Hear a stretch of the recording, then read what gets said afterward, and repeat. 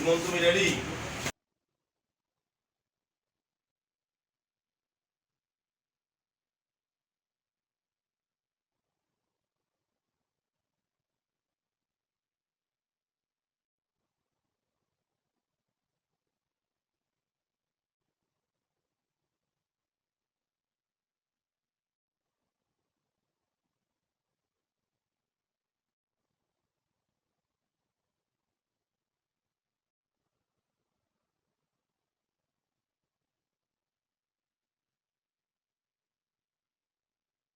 আপনার যে মার্ডার মামলা তারা করেছে, ওই কারা কীভাবে মারা গেছে এটা আমরা জানি না।